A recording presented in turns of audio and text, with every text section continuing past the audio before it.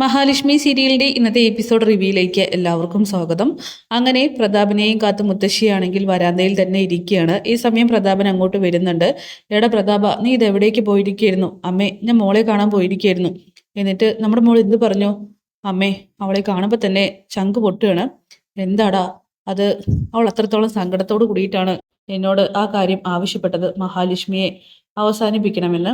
ഇത് കേട്ട് മുത്തശ്ശി പറയുന്നുണ്ട്, എടാ ഞാനേ നമ്മുടെ മോളെ കഷ്ടപ്പെടുത്തുന്ന വീഡിയോ ആ കണ്ണനെ കാണിച്ചു കൊടുത്തിരുന്നു. അപ്പൊ അവൻ എന്താണെന്നറിയോ പറഞ്ഞത്? നന്നായി, ഇനി ഇതിനേക്കാൾ കൂടുതൽ കഷ്ടപ്പെടുത്തിയേക്കാം, അതൊക്കെ വീഡിയോ എടുത്തു തരാൻ അവിടെ ആളുകളുണ്ടല്ലോ എന്ന്. അങ്ങനെ പ്രതാപം പറയുന്നുണ്ട്, അമ്മ ഒന്ന് സമാധാനപ്പെട്, ഇന്നത്തോടു കൂടിയിട്ട് അവന്റെ എല്ലാ അഹങ്കാരവും അവന്റെ കൺമുന്നിൽ വെച്ച് തന്നെ ഞാൻ അവസാനിപ്പിക്കുമെന്ന്. ഇത് കേട്ട് മുത്തശ്ശിക്കാണെങ്കിൽ എന്താ ഇവൻ പറയുന്നതെന്ന് പോലും മനസ്സിലാകുന്നില്ല. പിന്നീട് അവർ രണ്ടുപേരും അകത്തേക്ക് കയറി പോവുകയാണ്. അകത്തേക്ക് കയറി പോകുന്ന പ്രതാപനെയും കാത്ത് അവിടെ കണ്ണനുണ്ട്. കണ്ണനാണെങ്കിൽ, ഓ വന്നോ, നിങ്ങളെ കാത്തിരിക്കുകയായിരുന്നു. ഇവിടെ അമ്മ വീഡിയോ ഒക്കെ കാണിച്ചു തന്നിരുന്നു. മോളെ കഷ്ടപ്പെടുത്തുന്ന വീഡിയോ കണ്ടിട്ട് അങ്ങോട്ട് സഹിക്കുന്നില്ല അല്ലേ? എടാ കണ്ണ, നീ ചെയ്യുന്നതൊക്കെ കുറച്ച് ഓവറാണ്. എൻ്റെ മോൾ എൻ്റെ ജീവനാണ്, പൊന്നുപോലെ വളർത്തിയ മോളാണ്.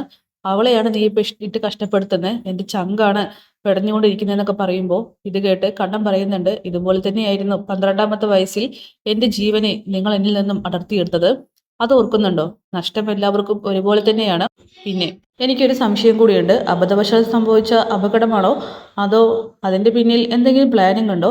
ഞാൻ ഉദ്ദേശിച്ചത് എൻ്റെ അമ്മാവൻ വാമദേവന്റെ കൈയുണ്ടോ എന്നാണ്. ഇത് കേട്ട് പ്രതാപനും മുത്തശ്ശിയും ഇന്ന് ഞെട്ടുന്നു. സത്യത്തിൽ അതൊരു അപകടം, മരണം തന്നെയായിരുന്നു മോനെ. ഞങ്ങളൊന്നും ചെയ്തിട്ടില്ല എന്നിങ്ങനെ മുൻകൂട്ടി പ്ലാൻ ചെയ്തിട്ടില്ല എന്നും വാമദേവൻ ഇതിൽ പങ്കില്ല എന്നൊക്കെ തന്നെ പ്രതാപനും മുത്തശ്ശിയും പറയുന്നു. എന്തായാലും കരുണയ്ക്ക് ഇപ്പൊ ഞാൻ കൊടുക്കുന്ന ശിക്ഷ അത് അത്ര കടുത്തതൊന്നല്ല. കാരണം എന്നെ സംബന്ധിച്ചിടത്തോളം നിങ്ങൾ ജയിലിലേക്ക് പോകണം എൻ്റെ അച്ഛനെ കൊന്ന കേസിൽ. പക്ഷെ ഞാനത് വേണ്ടെന്ന് വെച്ചത് എന്തുകൊണ്ടാണെന്നറിയോ? എൻ്റെ മഹാലക്ഷ്മിയെ എനിക്ക് കിട്ടിയതിൽ പിന്നെയാണ്. എന്ന് വെച്ചാൽ സത്യങ്ങളെല്ലാം കല്യാണത്തിന് മുമ്പ് അറിയാതിരുന്നത് നന്നായി എന്നിങ്ങനെ കണ്ണം പറയുമ്പോൾ, കല്യാണത്തിന് മുമ്പ് അറിഞ്ഞിരുന്നെങ്കിൽ ഇത്രയും ബുദ്ധിമുട്ടില്ലായിരുന്നു, അന്ന് കല്യാണമേ നടക്കില്ലായിരുന്നു എന്നൊക്കെ മുത്തശ്ശി തിരിച്ചടിക്കുന്നു. അത് ശരിയാണ്, നിങ്ങളുടെ കൊച്ചുമോളുടെ ജീവിതം സേഫ് ആകുമായിരുന്നു. പക്ഷേ എൻ്റെ മഹിയെ എനിക്ക് കിട്ടില്ലായിരുന്നു. കാരണം എൻ്റെ അച്ഛനെ കൊന്ന കുടുംബത്തിൽ നിന്നും പെണ്ണെടുക്കാനായിട്ട് ഞങ്ങൾ ആരും തയ്യാറാകില്ലായിരുന്നു. എന്തായാലും മോള് കുറച്ച് കഷ്ടപ്പെടട്ടെ, അതാണല്ലോ അച്ഛനും കുറച്ച് വേദനകരമായിട്ടുള്ള കാഴ്ച. അത് തന്നെയാണ് എനിക്കും വേണ്ടത്. ഏതെങ്കിലും വിധേന എനിക്കും ഒരു ആശ്വാസം കിട്ടണ്ടേ എന്നൊക്കെ കണ്ണം പറയുകയാണ്. ഈ സമയം മഹിയാണെങ്കിൽ മോഹിനിക്ക് താൻ വാങ്ങിക്കൊണ്ടുവന്ന സാരിയൊക്കെ ഓരോന്നായിട്ട് ദേഹത്ത് വെച്ച് കൊടുക്കുകയാണ്. അമ്മ, ഇത് നന്നായിട്ടുണ്ട്, ഇത് നാളെ ഫംഗ്ഷൻ കൊടുത്താൽ മതി, ഇതിപ്പോൾ തന്നെ കൊടുത്ത് അമ്മ എന്നോടൊപ്പം വരണം. പിന്നെ ബർത്ത്ഡേ കേക്കൊക്കെ മുറിക്കുമ്പോൾ വീഡിയോ എടുക്കും കേട്ടോ. കാരണം മറ്റൊന്നുമല്ല, നമ്മളുടെ ജീവിതത്തിൽ ഇതുപോലെയുള്ള ഒരു മുഹൂർത്തങ്ങൾ ഉണ്ടായിട്ടില്ല. അതുകൊണ്ട് തന്നെ നമുക്ക് കുറച്ചുകൂടി ദിവസം കഴിഞ്ഞാൽ ഇത് കാണുമ്പോൾ ഒരു സന്തോഷം. അങ്ങനെ മോഹിനിയോടെ ഉടുത്തിട്ട് വരാനായിട്ട് പറയുമ്പോൾ മോഹിനിക്ക് ചെറിയൊരു നാണം. അമ്മയ്ക്ക് ഇപ്പോഴും നാണം മാറിയിട്ടില്ല അല്ലേ? അമ്മ ഉടുത്തിട്ട് വായെന്ന് പറഞ്ഞുകൊണ്ട് മഹിയാണെങ്കിൽ മോഹിനിയെ സാരി ഉടുക്കാനായിട്ട് നിർബന്ധിക്കുകയാണ്. അങ്ങനെ സാരി ഉടുത്തതിന് ശേഷം മഹാലക്ഷ്മി ആണെങ്കിൽ മോഹിനിയുമായിട്ട് താഴേക്ക് വരുന്നുണ്ട്. ആ കാഴ്ച കണ്ട് കണ്ണന് ഒത്തിരി സന്തോഷമാവുകയാണ്. അമ്മേ, അമ്മയ്ക്ക് ഈ സാരി നന്നായിട്ടുണ്ട്. ഓ, എന്തിനാടി ഇത്ര നല്ല സാരിയെ കൊടുത്ത്? നിനക്ക് എവിടേക്ക് പോവാനാ? അല്ലെങ്കിൽ ഇപ്പോൾ അമ്പല ദർശനത്തിന് ഒരുപാട് പേര് കൂടിയിട്ടുണ്ടെന്ന് കേട്ടു, നിന്നെ കാണാൻ വേണ്ടിയിട്ടായിരിക്കും. അതുപോലെയല്ലേ കെട്ടി ഒരുങ്ങി നടക്കുന്നത്. അമ്മേ, എൻ്റെ മരുമോന്റെ മുന്നിൽ വെച്ചെങ്കിലും ഇതുപോലുള്ള സംസാരം ഒഴിവാക്കണമെന്നിങ്ങനെ മോഹിനി പറയുമ്പോൾ, എന്താ അവൻ കേട്ടാൽ എന്താ? ഉള്ള കാര്യമല്ലേ പറഞ്ഞത്. ഇവരുടെ ഒന്നും മനസ്സും ശരീരവും ഒന്നും നന്നാവാൻ പോകുന്നില്ല. ഇവർ രണ്ടുപേരും വളർത്തി വലുതാക്കിയ ഇവളുടെ കൊച്ചുമോളുടെയും. അതുകൊണ്ടേ മഹി വാ നമുക്ക് പോകാമെന്ന് പറയുമ്പോൾ, മോനെ ഇപ്പൊ പോണ്ട, ഞാൻ ചായ വയ്ക്കാൻ സമയത്താണ് മോൾ എന്നെ കൊണ്ടുപോയിട്ട് ഗിഫ്റ്റൊക്കെ കാണിച്ചു തന്നത്, അതുകൊണ്ട് ചായ കുടിച്ചിട്ട് പോയാൽ മതി, പലഹാരവും എടുത്തു വെച്ചിട്ടുണ്ടെന്ന് പറഞ്ഞുകൊണ്ട് മഹിയെയും കൂട്ടി മോഹിനി പോവാൻ നിൽക്കുമ്പോൾ പെട്ടെന്നാണ് പ്രതാപൻ, എടി നിക്കടി അവിടെ എന്ന് പറയുന്നത്. എല്ലാവരും ഒരുപോലെ ഷോക്കാവുന്നുണ്ട്. അങ്ങനെ പ്രതാപനാണെങ്കിൽ മഹിയുടെ നേരേക്ക് പാഞ്ഞെടുക്കുകയാണ്. എന്നിട്ട് മഹിയുടെ കഴുത്തി പിടിക്കുന്നുണ്ട്. എൻ്റെ മോളെ കഷ്ടപ്പെടുത്തിയിട്ട് നീ സന്തോഷിക്കാമെന്ന് കരുതിയോടെന്ന് ചോദിച്ചുകൊണ്ട് പ്രതാപൻ ഒളിപ്പിച്ചു വെച്ചിരിക്കുന്ന ആ ഒരു കത്തി എടുക്കുകയാണ്. എന്നിട്ട് മഹിയുടെ കഴുത്തിലേക്ക് വെക്കുന്നുണ്ട്. എടാ പന്നെ, നീ എന്താ വിചാരിച്ച്? പൊന്നുപോലെ വളർത്തിയ എൻ്റെ മോളെ നീ കഷ്ടപ്പെടുത്തലോടെന്ന് പറഞ്ഞുകൊണ്ട് പ്രതാപനാണെങ്കിൽ അലറി കരയുന്നു. ആ കഷ്ടപ്പെടുത്തുന്ന വീഡിയോ കണ്ട് എനിക്ക് സഹിക്കാൻ കഴിയുന്നില്ലടാ. അങ്ങനെ നീ എൻ്റെ മോളെ കഷ്ടപ്പെടുത്തണ്ട. എന്തായാലും നീ എന്നെ ജയിലിലേക്ക് വിട്ടയക്കും. അങ്ങനെ ജയിലിലേക്ക് പോവുകയാണെങ്കിൽ ഇവളെ കൊന്നിട്ട് ഞാൻ പോവുള്ളൂ. ഇത് കേട്ട് കണ്ണനാണെങ്കിൽ, ഡോ വേണ്ട, കത്തി താഴെയിടുന്നൊക്കെ പറയുമ്പോൾ മോഹിനിയാണെങ്കിൽ പ്രതാപന്റെ കാല് പിടിക്കുകയാണ്. വേണ്ട വേണ്ടെന്ന് പറഞ്ഞുകൊണ്ട് മുത്തശ്ശിയും പറയുന്നുണ്ട്, എടാ പ്രതാപ വേണ്ട എന്നൊക്കെ. പിന്നീട് പ്രതാപനാണെങ്കിൽ എണ്ണി എണ്ണി കരുണയെ കഷ്ടപ്പെടുത്തുന്ന കാര്യങ്ങൾ പറയുമ്പോൾ മുത്തശ്ശി പതുക്കെ സൈലന്റ് ആവുകയാണ്. ഇവളെ ഞാൻ കൊന്നു കളയോടാ. എന്തായാലും നീ അങ്ങനെ സന്തോഷത്തോടെ ഇവളോടൊപ്പം ജീവിക്കണ്ട. അതെന്റെ മോൾക്ക് സഹിക്കാവുന്നതിലും അപ്പുറമാണ്. എന്റെ മോളെ ദാസിയാക്കിയിട്ട് കമലേശ്വരം വീടിന്റെ വേലക്കാരിയാക്കിയിട്ട് നിങ്ങൾ രണ്ടുപേരും സന്തോഷിക്കണ്ട എന്ന് പറഞ്ഞുകൊണ്ട് മഹിയെ ആഞ്ഞു കുത്താനായിട്ട് ശ്രമിക്കുമ്പോൾ അവളാണെങ്കിൽ പ്രതാപനെ തള്ളിയിട്ട് ഓടാനായിട്ട് ശ്രമിക്കുകയാണ്.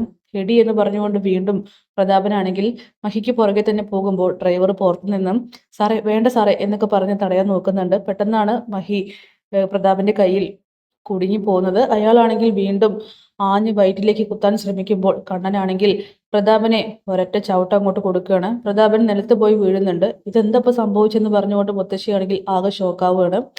അങ്ങനെ കണ്ണൻ നടക്കുന്ന കണ്ണനെ പ്രതാപൻ രണ്ട് കണ്ണുകൊണ്ടും നോക്കുന്നുണ്ട്. അയാൾക്കാണെങ്കിൽ ആ കാഴ്ച കണ്ട് വിശ്വസിക്കാനായിട്ട് കഴിയുന്നില്ല. കാൽ തൊട്ട് മുഖം വരെ നോക്കുമ്പോൾ പ്രതാപൻ ആകെ ഷോക്കായി പോകുന്നു. അതേടാ, നടക്കുന്ന കണ്ണൻ തന്നെയാണ്. നീയൊക്കെ ചേർന്ന് 12ാമത്തെ വയസ്സിൽ കൊന്ന കണ്ണൻ. ആ കണ്ണന് നട്ടല് വന്നടാ എന്ന് പറഞ്ഞുകൊണ്ട് വേഗം തന്നെ പ്രതാപനായിട്ട് അങ്ങോട്ടും തലങ്ങും വെല്ലങ്ങും ഇട്ട് അടിച്ചിട്ട് താഴെയിട്ട് ചവിട്ടി കൂട്ടുകയാണ് ചെയ്യുന്നത്. കണ്ണേട്ട വേണ്ട എന്നൊക്കെ പറഞ്ഞ് മഹിയും മോഹിനിയും എല്ലാവരും അലറിക്കരയുന്നുണ്ട്. പക്ഷെ കണ്ണൻ അതൊന്നും കേൾക്കുന്നില്ല. ദേഷ്യം തീരുവോളം കണ്ണൻ അയാളെ അടിക്കുന്നു. എന്നിട്ട് കൊല്ലാനായിട്ട് ആ കത്തി എടുത്ത് കുത്താൻ നിൽക്കുന്ന സമയത്ത് കണ്ണേട്ട എന്ന് പറഞ്ഞുകൊണ്ട് മഹിയാണെങ്കിൽ തടയുകയാണ്. വേണ്ട കണ്ണേട്ട, ഒന്നും ചെയ്യല്ലേ എന്ന്. എടാ, എൻ്റെ അച്ഛനെ നീ പറഞ്ഞു വിട്ടു. എൻ്റെ അച്ഛൻ്റെ കൂടെ തന്നെ എൻ്റെ ഭാര്യയെയും കുഞ്ഞിനെയും പറഞ്ഞു വിടാൻ വേണ്ടിയിട്ടാണോ നീ നോക്കിയത്? നിനക്ക് എങ്ങനെ ധൈര്യം വന്നടാ അതിന്? നീ നോക്ക്, ഈ കണ്ണൻ ജീവിച്ചിരിക്കുമ്പോഴേ അതിന് നിനക്ക് കഴിയില്ല. പിന്നെ അഥവാ നീ അങ്ങനെ ചെയ്യാനാണ് തീരുമാനിച്ചിട്ടുണ്ടെങ്കിൽ ആ നിമിഷം നിന്റെ മകളുടെ ജീവനും ഇല്ലാതാകും. നിന്റെ ജീവനില്ലാത്ത മകളുടെ ശരീരം നിന്റെ മുന്നിലേക്ക് എത്തും. ഈ കണ്ണൻ അത് ചെയ്യോടാ. കാരണം എൻ്റെ ഭാര്യയ്ക്കും മക്കൾക്കും തലമുറ തലമുറ ജീവിക്കാനുള്ള സ്വത്തും സമ്പാദ്യവും ഞാൻ ഉണ്ടാക്കി വെച്ചിട്ടുണ്ട്. അതുകൊണ്ട് ജയിലിൽ പോയി കിടന്നാലും ഈ കണ്ണന് പേടിയില്ല. പക്ഷെ നിന്റെ മോളെ കൊന്നിട്ടേ പോകൂ. അതുകൊണ്ടേ നീ ഒരുപാട് കളിക്കാൻ നിൽക്കേണ്ട. ഇവിടേക്ക് വന്ന എൻ്റെ ഭാര്യയെ നീ അതിക്രമിച്ച് ഇല്ലാതാക്കാൻ ശ്രമിച്ചു. പക്ഷെ അതിന് ചെറിയ ശിക്ഷയല്ല നിനക്ക് തരാൻ പോകുന്നത്. ഇപ്പം നിന്റെ മകൾക്ക് ഞാൻ കൊടുത്ത ശിക്ഷയേക്കാൾ കടുപ്പിച്ചുള്ള തിരിച്ചടി തന്നെയായിരിക്കും അവൾക്ക് കിട്ടാൻ പോകുന്നത്. നിനക്കറിയോടാ, സത്യങ്ങൾ അറിഞ്ഞാൽ ആ ഉണ്ണിയുണ്ടല്ലോ, അവളെ ഇവിടെ കൊണ്ടുവന്നാക്കും. പിന്നെ ഇതിന് തിരിച്ചടിയായിട്ട് അവന്റെ സാലറി ഞാൻ അങ്ങോട്ട് കട്ട് ചെയ്യാൻ പോവുകയാണ്. അപ്പൊ പിന്നെ അതിന് കാരണക്കാരി കരുണയാണെന്ന് അറിഞ്ഞാൽ ഒരു നിമിഷം പോലും അവൻ ആലോചിക്കില്ല. ആട്ടി പുറത്താക്കും നിന്റെ മോളെ. പിന്നെ ജയിലിലേക്ക് പോകുന്ന അച്ഛനെയും മുത്തശ്ശിയെയും നോക്കി കരഞ്ഞു നിൽക്കുന്ന നിന്റെ മോളെ കാണേണ്ടി വരുമെന്നൊക്കെ പറയുമ്പോൾ ഇതൊക്കെ കേട്ട് പ്രതാപനാണെങ്കിൽ കണ്ണാ വേണ്ടടാ, ഞാനൊരു അബദ്ധം കാണിച്ചതാണെന്നൊക്കെ പറയുന്നു. നീ എന്താടാ കരുതിയത്? മാസങ്ങൾക്ക് മുന്നേ ഞാൻ നടന്നു തുടങ്ങി. എന്റെ നട്ടലിന് ജീവൻ വെച്ചു. നിന്നെ ഇതുപോലൊരു ദിവസം ഇരുട്ടടി അടിക്കാനായിട്ട് ഞാൻ വന്നിരുന്നു. അത് മാർക്കോയല്ലടാ, ഞാനാ വന്നത്. നിനക്ക് ഓർമ്മയുണ്ടോന്നൊക്കെ ചോദിക്കുമ്പോൾ പ്രതാപനാണെങ്കിൽ ആകെ ഷോക്കാവുന്നു. ഇപ്പം മാർക്കോയേക്കാളും മറ്റാരേക്കാളും ശക്തനാടാ ഞാൻ. എൻ്റെ മുന്നിൽ നീ ഒന്നുമല്ല. അതുകൊണ്ട് എൻ്റെ ഭാര്യയെയോ എൻ്റെ കുഞ്ഞിനെയോ എന്നെ സ്നേഹിക്കുന്നവരെയോ തൊടാൻ ശ്രമിച്ചാൽ പിന്നെ നിന്റെ മകളുടെ ജീവനായിരിക്കും ഞാൻ എടുക്കുക എന്ന് പറഞ്ഞുകൊണ്ട് കണ്ണനാണെങ്കിൽ മഹാലക്ഷ്മിയെയും മോഹിനിയെയും ചേർത്ത് പിടിക്കുന്നുണ്ട്. ഇതേ എൻ്റെ ഭാര്യ, ഞാൻ ജീവന് തുല്യം സ്നേഹിക്കുന്ന എൻ്റെ ഭാര്യ. ഇതെൻ്റെ ഭാര്യയുടെ അമ്മ, ഭാര്യയുടെ അമ്മയല്ല. ഞാൻ രണ്ടാം അമ്മയായിട്ട് അമ്മ എന്ന് വിളിക്കുന്നവരേക്കാൾ കൂടുതൽ ഞാൻ സ്നേഹിക്കുന്ന എൻ്റെ സ്വന്തം അമ്മ. എൻ്റെ അമ്മ മരിച്ചതിന് ശേഷം ആത്മാർത്ഥമായിട്ട് എനിക്ക് സ്നേഹം തന്ന അമ്മ. അതുകൊണ്ട് ഇവർക്ക് രണ്ടുപേർക്കും ദോഷകരമായിട്ട് നീ എന്തെങ്കിലും പ്രവർത്തിച്ചാൽ ഞാൻ പറഞ്ഞത് തന്നെ ചെയ്യും. പിന്നെ നിന്റെ കൈ ഇവർക്ക് നേരെ വീണ ഈ നിൽക്കുന്ന നിന്റെ അമ്മയുണ്ടല്ലോ, ഒരു തുള്ളി പോലും മനസാക്ഷി തൊട്ട് തീണ്ടിയിട്ടില്ലാത്ത അമ്മ, നിന്റെ ചേതനായിട്ട് ശരീരം അവർക്ക് മുന്നിലേക്ക് ഞാൻ ഇട്ട് കൊടുക്കുമെന്നൊക്കെ പറയുമ്പോൾ അയ്യോ മോനെ ഒന്നും ചെയ്യില്ലടാ, എൻ്റെ മോനൊരു അബദ്ധം പറ്റിയതാണെന്നൊക്കെ മുത്തശ്ശി പറഞ്ഞ് കരയുന്നു. ഇനി ഒരിക്കലും അങ്ങനെയൊന്നും സംഭവിക്കില്ല എന്ന് പറയുമ്പോൾ നിങ്ങളുടെ രണ്ടുപേരുടെ വാക്കുകൾക്കും വിലയില്ല എന്നുള്ള കാര്യം വീണ്ടും വീണ്ടും നിങ്ങൾ തെളിയിച്ചു കൊണ്ടിരിക്കുകയാണ്. അതുകൊണ്ട് ഇനി എന്തായാലും കണ്ണൻ വെറുതെ ഇരിക്കാൻ പോകുന്നില്ല. കൂടുതൽ വീഡിയോസ്, മകളെ കഷ്ടപ്പെടുത്തുന്ന കൂടുതൽ വീഡിയോസ് നിങ്ങളുടെ ഫോണിലേക്ക് വരുമെന്ന് പറഞ്ഞുകൊണ്ട് കണ്ണൻ പോവാൻ നിൽക്കുകയാണ്. അങ്ങനെ മഹിയാണെങ്കിൽ കരഞ്ഞുകൊണ്ട് അമ്മയെ സൂക്ഷിക്കണമെന്ന് പറയുമ്പോൾ എന്തിനാ സൂക്ഷിക്കുന്നത്? ഒരു കാര്യത്തിനും അമ്മ സൂക്ഷിക്കേണ്ട ആവശ്യമില്ല. അയാളും അയാളുടെ അമ്മയും അമ്മയെ തൊട്ടുപോലും നോവിക്കില്ല. അങ്ങനെ ചെയ്യുകയാണെങ്കിൽ തിരിച്ചടിയായിട്ട് ഞാൻ പലതും ചെയ്യുമെന്ന് പറഞ്ഞുകൊണ്ട് കണ്ണൻ വീണ്ടും പ്രതാപിന്റെ അടുത്തേക്ക് പോയിട്ട് അമ്മയെ തൊട്ട എന്ന് പറഞ്ഞുകൊണ്ട് ഭീഷണിപ്പെടുത്തി മഹാലക്ഷ്മിയെയും കാറ് കയറ്റി പോകാൻ നിൽക്കുമ്പോൾ മോഹിനിയാണെങ്കിൽ മഹിയുടെ തലയിൽ ഉമ്മ കൊടുക്കുന്നുണ്ട്. എന്നിട്ട് അവളെ കാറിലേക്ക് കയറ്റി വിടുകയാണ്. അങ്ങനെ കണ്ണനും മഹിയും പോയതിനു ശേഷം ഡി ഞങ്ങളോട് നിന്റെ മരുമകൻ നടക്കുന്ന സത്യം മറച്ചു വെച്ചില്ലടി എന്ന് ചോദിക്കുമ്പോൾ അല്ല, മറച്ചു വെച്ചില്ലെങ്കിൽ നിങ്ങൾക്കെന്താ സന്തോഷമാകുമായിരുന്നോ ഈ വാർത്ത കേട്ടിട്ട് എന്നിങ്ങനെ മോഹിനി തിരിച്ചടിക്കുന്നു. അമ്മേ, അവളോടൊന്നും സംസാരിക്കണ്ട. അതെ, ഇവളെ തൊട്ടാ ഇവളുടെ മരുമകന് പൊള്ളുമെന്നല്ലേ പറഞ്ഞിരിക്കുന്നത്. എനിക്ക് പേടിയൊന്നുമില്ല. പേടിയൊക്കെ മാറിയിട്ടേ കുറെ കാലമായി. അതുകൊണ്ട് എന്നെ വരട്ടാനൊന്നും വരാൻ നിൽക്കണ്ട. പിന്നെ എൻ്റെ മോളെയാണ് നിങ്ങൾ ഇല്ലാതാക്കാനായിട്ട് ശ്രമിച്ചത്. അതെനിക്ക് ക്ഷമിക്കാനായിട്ടും കഴിയില്ല എന്ന് പറഞ്ഞുകൊണ്ട് മോഹിനി അകത്തേക്ക് കയറി പോകുന്നു. അവളുടെ ധൈര്യം കണ്ടില്ലേ?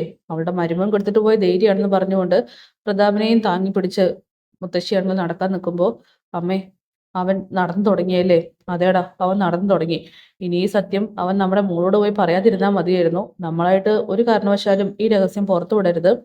ഇല്ലമ്മേ, എന്തായാലും നീ വന്നേന്ന് പറഞ്ഞുകൊണ്ട് ഇഞ്ചം പരുവത്തിൽ ചതച്ച് പ്രതാപനുമായിട്ട് മുത്തശ്ശിയാണെങ്കിൽ അകത്തേക്ക് പോവുകയാണ്. പിന്നീട് മഹിയോട് കണ്ണം പറയുന്നുണ്ട്, അയാൾ തല്ലുകൊള്ളുന്ന സമയത്തും അയാളുടെ കടലിൽ ഞെട്ടിൽ ഞാൻ ശ്രദ്ധിച്ചു മഹി. ഞാൻ നടന്നു തുടങ്ങിയതാണ് തല്ലുകൊണ്ടതിനേക്കാൾ അയാൾക്കുണ്ടായ വേദന. അതേ കണ്ണേട്ടാ, ഞാനും ശ്രദ്ധിച്ചിരുന്നു. എന്തായാലും അയാൾക്കും അയാളുടെ അമ്മയ്ക്കും വലിയൊരു ഷോക്ക് തന്നെയാണ് ഉണ്ടായിരിക്കുന്നത്. ഒട്ടും പ്രതീക്ഷിക്കാതെയാണല്ലോ കാര്യങ്ങൾ മാറി മറിഞ്ഞത്. ദാസിയായിട്ട് ഞാൻ കരുണയ്ക്ക് ഇപ്പൊ നിൽക്കുന്നതായിട്ടാണ് അവര് സ്വപ്നം കണ്ടത്. പക്ഷെ എല്ലാം പിന്നോ തിരിഞ്ഞു മറിഞ്ഞു. ഇനി ഒതുങ്ങിയിരിക്കുമെന്ന് തോന്നില്ലെന്ന് പറയുമ്പോൾ, ഏയ്, അതുകൊണ്ട് പേടിക്കൊന്നും വേണ്ട. കരുണയെ ഞാൻ ഉറപ്പായിട്ടും ഇല്ലാതാക്കുമെന്നിങ്ങനെ കണ്ണം പറയുകയാണ്. പിന്നീട് ഇതെല്ലാം അറിഞ്ഞ് മാർക്കോയും അമ്മയും പൊട്ടിച്ചിരിച്ചുകൊണ്ടിരിക്കുകയാണ്. മാർക്കോ ചോദിക്കുന്നുണ്ട്, അമ്മ എന്തിനാ ഇങ്ങനെ ചിരിക്കുന്നത്? അല്ല, പൂർണ്ണ ആരോഗ്യവാനായിട്ടുള്ള കണ്ണനെ പ്രതാപനും കണ്ടു കഴിഞ്ഞു. അപ്പൊ പിന്നെ ബാക്കി എല്ലാവരും ഓരോ സത്യങ്ങളായിട്ട് ഇനി അറിഞ്ഞു തുടങ്ങുമെന്ന് പറഞ്ഞ് അമ്മ ചിരിക്കുകയാണ്. എന്തായാലും മഹാലക്ഷ്മിയെ കൊല്ലാൻ നോക്കിയ അയാളെ വെറുതെ വിടാൻ പാടില്ല. പിന്നെ അങ്ങനെ എന്തെങ്കിലും സംഭവിച്ചിരുന്നുവെങ്കിൽ അയാളുടെ മകളെ ഞാൻ കൊന്നു കളയുമായിരുന്നു എന്നൊക്കെ പറയുമ്പോൾ മാർക്കോയോട് അമ്മ പറയുന്നുണ്ട്, എടാ, സ്ത്രീകളെ ദ്രോഹിക്കാനായിട്ട് നിനക്ക് കഴിയുമായിരുന്നു. അതെന്തായാലും ഇല്ല. പക്ഷെ എന്നാലും അവളുടെ കരുണയുടെ അഹങ്കാരവും അഹന്തയൊക്കെ കുറയ്ക്കാനായിട്ട് ഇനിയും മഹാലക്ഷ്മി അവളെ ദ്രോഹിക്കണമെന്നൊക്കെ പറയുമ്പോൾ വീട്ടുജോലിക്കാരോട് ഒരു മാന്യമായിട്ടേ മഹി പെരുമാറിയിട്ടുള്ളൂ. പക്ഷെ ഇവിടെ അവളുടെ അനിയത്തിയോട് ഇങ്ങനെ പെരുമാറുന്നതിന് കാരണക്കാരൻ പ്രതാപൻ തന്നെയാണ്. അയാൾക്കുള്ള തിരിച്ചടി എന്നൊക്കെ പറഞ്ഞ് അമ്മയും നമ്മുടെ മാർക്കോയും സംസാരിച്ചു കൊണ്ടിരിക്കുകയാണ്. പിന്നീട് മുത്തശ്ശിയാണെങ്കിൽ പ്രതാപന് ചൂടൊക്കെ പിടിച്ചു കൊടുക്കുകയാണ്. ഈ സമയം പ്രതാപനോട് മുത്തശ്ശി പറയുന്നുണ്ട്, ഒരു കാരണവശാലും നമ്മുടെ ഈ നാക്കുകൊണ്ട് മോള് സത്യങ്ങൾ അറിയരുത് മോനെ. അറിഞ്ഞാൽ പിന്നെ നമുക്ക് ഇവിടെ നിന്നും ഓടാം എങ്ങോട്ടെങ്കിലും. അവളുടെ കണ്ണെത്താത്ത എവിടേക്കെങ്കിലും ഓടിപ്പോകണം.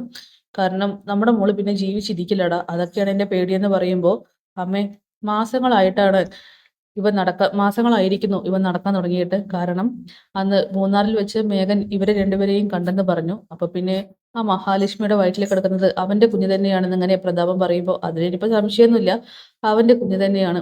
എല്ലാ സൗഭാഗ്യങ്ങളും അവൾക്ക് കിട്ടി. നമ്മുടെ മോൾക്കോ വെറും വേലക്കാരിയായിട്ട് ജീവിക്കാനുള്ള യോഗവും. ഇനി എന്തായാലും സത്യങ്ങൾ അറിയാൻ ഇനി കുറച്ചുപേരും കൂടി ബാക്കിയുണ്ടല്ലോ. നമ്മളായിട്ട് ഇനി ഒന്നും പറയാൻ നിൽക്കണ്ട. അവരായിട്ട് അറിയുമ്പോൾ അറിഞ്ഞാൽ മതിയെന്നൊക്കെ പറഞ്ഞ് മുത്തശ്ശിയാണെങ്കിൽ അവിടെ നിന്നും പോകുന്നു. പിന്നീട് കരുണയാണെങ്കിൽ കുളിച്ച് റെഡിയായി തൻ്റെ അമ്മയുടെ ബർത്ത്ഡേക്ക് പോകാനായിട്ട് നിൽക്കുമ്പോൾ ഉണ്ണി ചോദിക്കുന്നുണ്ട്, അല്ല, നീ ഇതെങ്ങോട്ടാ പോകുന്നത്? എവിടേക്കെങ്കിലും പോകാൻ ഒരുങ്ങാണോ? അതെ, ഇന്നെൻ്റെ അമ്മയുടെ പിറന്നാളാണ്. അതിന് നീ എന്തിനാ പോകുന്നത്? നിന്നെ അംഗീകരിക്കാത്ത സ്നേഹിക്കാത്ത അമ്മയല്ലേ അത്?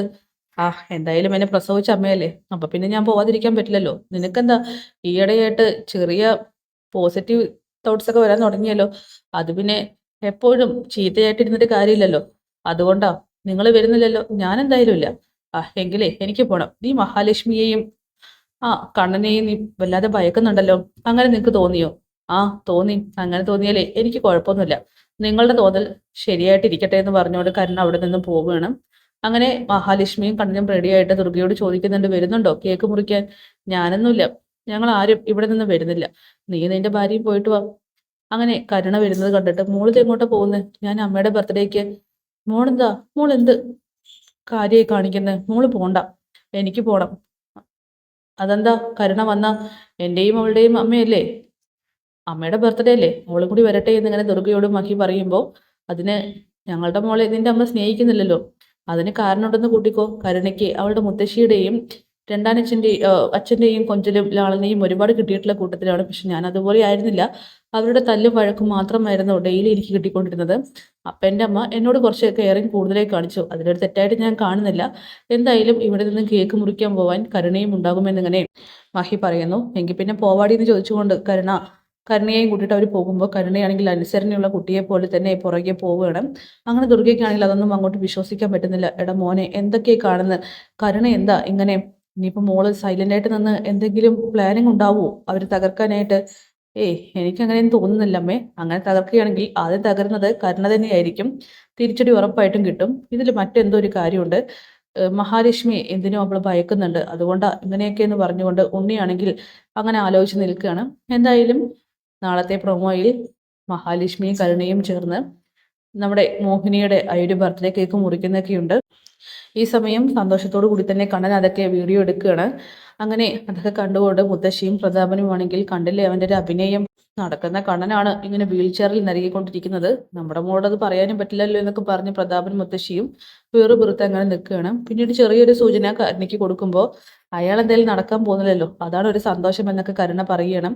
അങ്ങനെ അയാൾ നടക്കാൻ തുടങ്ങിയിട്ടുണ്ടെങ്കിൽ ഉറപ്പായിട്ടും മഹാലക്ഷ്മി നമുക്ക് മുന്നിലൂടെ അവർ നടത്തി കൊണ്ടുപോയേനെന്നൊക്കെ പറയുമ്പോഴേക്കും അവിടേക്ക് കണ്ണനും മഹിയും വരുന്നുണ്ട്. അപ്പോൾ അതൊക്കെ കാണിച്ചുകൊണ്ടാണ് എപ്പിസോഡ് അവസാനിക്കുന്നത്. കാത്തിരിക്കാം കഴിഞ്ഞ എപ്പിസോഡ്സിനായിട്ട്. ബൈ.